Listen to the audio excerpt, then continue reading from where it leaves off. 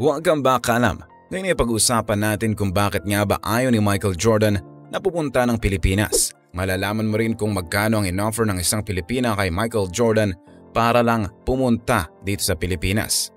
Straight to the point na tayo tungkol sa hindi pagpunta ni Michael Jordan dito sa Pilipinas. Biruin mo, simula nang maglaro ito sa NBA noong 1984 at naging isang pinakakilalang basketball player ni isang beses ay hindi ito pumunta sa Pilipinas, na kung saan ang basketball ay ang pinakakilalang sports din dito sa Pilipinas. Pero sa ating mga pagsaliksik, may mga dahilan tayong nabasa patungkol sa isyong ito na galing sa iba't ibang tao. Ngunit unahin na natin itong tungkol sa Pilipina na nag-offer sa kanya ng tumataginting na $7 million o sa pera natin ay almost 350 million pesos upang dumalaw lang ng isang araw at maglaro ng golf dito sa Pilipinas. Ang isang Pilipinang hindi pinangalanan na nag-offer kay Michael Jordan ng tumataginting na 350 million pesos ay hindi upang maglaro ng basketball kundi maglaro ng golf dito sa Pilipinas. Dito pa lamang ay magkakaroon ka na ng ideya nang nangyayaring ito ay sobrang yamang Pilipina dahil karamihan naman sa atin ay alam na ang karamihan ng mga naglalaro dito sa Pilipinas ay mayamang tao. Subalit sa offer ng Pilipinang ito na 350 million pesos ay alam nyo ba na kahit sobrang laking pera nito ay tinanggihan ito ni Michael Jordan? Tama ka dyan dahil tinanggihan ito ni Michael Jordan. Sa network ba naman ni Michael Jordan na tumataginting na 2.1 billion pesos o sa pera natin ay 105 billion pesos. Kaya siguro madali lang kay Michael Jordan na tanggihan ng 350 million pesos na offer sa kanya upang pumunta lang dito sa Pilipinas. Pero mapapaisip ka talaga sa dahilan kung bakit kaya ayaw pumunta ni Michael Jordan dito sa Pilipinas. Ngayon ay isa-isahin natin ang mga yan. Isa sa mga ito ay ang patungkol sa security issue. Hindi naman natin masisisi itong si Michael Jordan na isipin na rin ang kanyang pansariling kaligtasan, especially sa mga bansang hindi natin maiwasan na may mga taong umiisip na gumawa ng hindi maganda sa mga sikat, kilala at sobrang yamang mga tao. Subalit kung ito man ang dahilan ni Michael Jordan kung bakit ayaw niya pumunta sa Pilipinas, ay may mga sikat pa rin namang mga NBA players tulad ni Kobe Bryant at LeBron James ang hindi alintana itong security issues na ito upang pumunta dito sa Pilipinas. Na kung saan ay pumunta pa itong si LeBron James sa tenement sa Taguig City.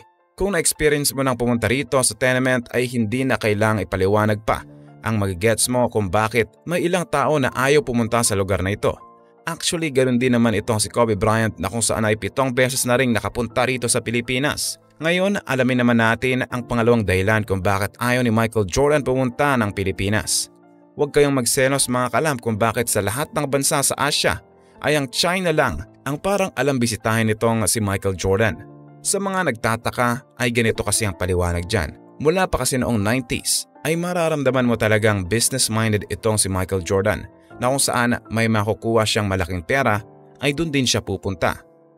Sa China kasi mga kaalam ay mayroong pinakamalaking paggawa ng sapatos na Michael Jordan na alam naman natin na malaking part ng $2.1 billion net worth ni Michael Jordan ay nanggaling sa mga sapatos na kanyang in-endorse sa Nike. Kaya ang bansang China lang mga kaalam ang alam puntahan ni Michael Jordan, at upang ipakita rin sa mga Nike employees dito ang personal na pasasalamat sa kanila at syempre upang ma-motivate din na gawin ng maayos yung mga sapatos na inendorso ni Michael Jordan. Ganun pa man kahit pumunta ito sa China ay bukod sa mga security na kanyang dala from America ay mayroong ding idineploy sa China ng mga Chinese security guards at pati na rin ang ilang pulis para sa kanyang kaligtasan habang nasa China ito. Sa aking nabasa, ginagawa lamang daw ni Michael Jordan ang pagbisitang ito sa China upang amuhin lang daw yung mga Chinese na medyo may tampo sa kanya. Sa mga hindi nakakaalam ay may kinasuhan itong si Michael Jordan na isang malaking kumpanya sa China na pumipeke ng kanyang mga sapatos. Talagang hindi natin masisisi sa Michael Jordan na pumunta sa mga bansang makakatulong sa kanyang pagyaman. Wala rin namang masama kung ito ang paraan niya upang yumaman. Bukod kasi sa offer ng Pilipinas na $7 million o 350 million pesos na tinanggihan ni Michael Jordan ay mayroon pa itong isang deal na tinanggihan na nagkakahalaga naman ng $100 million o sa pera natin ay nagkakahalagang 5 billion pesos. Sa mga panahon kasing iyon ay mapapansin mo dito kay Michael Jordan na talagang bihira na lamang siyang magpa-interview kahit pa sa mga kilalang media industries pa. At sobrang bihira rin itong makita kahit sa mga big events pa. Maraming nagsasabi na nakafocus na lamang itong si Michael Jordan sa pagmonitor ng mga negosyo ngayon na masasabi nating kontento na siya sa buhay na mayroon siya ngayon bilang pang 1,001 na pinakamayamang tao sa mundo.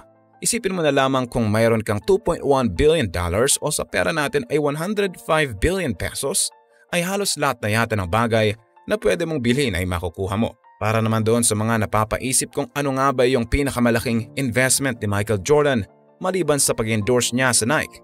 Ang malaking kasagutan dyan ay ang pag-invest niya sa NBA team na Charlotte Hornets. Sa team na ito ay nag-invest si Michael Jordan ng halos $180 million.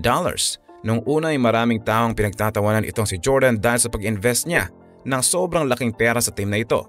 Subalit hindi nila alam na pagkalipas ng ilang taon ay biglang tumaas ang worth o halaga ng team ng Charlotte Hornets na sa kasalukuyan ay mayroong itong $1.5 billion na halaga. At ngayon rin ay nakakuha na si Jordan ng halos 70% ng ownership nitong team na ito. Actually, naging 90% pa ito dati. Subalit nagdesisyon itong ibenta na lang ang 20% nito kamakailan lang. Gayunpaman, siya pa rin ang may control sa team ng Charlotte Hornets na personal pa niyang tinutulungan ng kanyang mga player sa iba't ibang laban nito sa NBA. For summary, sana balang araw ay maisipan ni Michael Jordan na bumisita dito sa Pilipinas upang makita at maramdaman din niya kung gaano siya kakilalang tao dito sa ating bansa.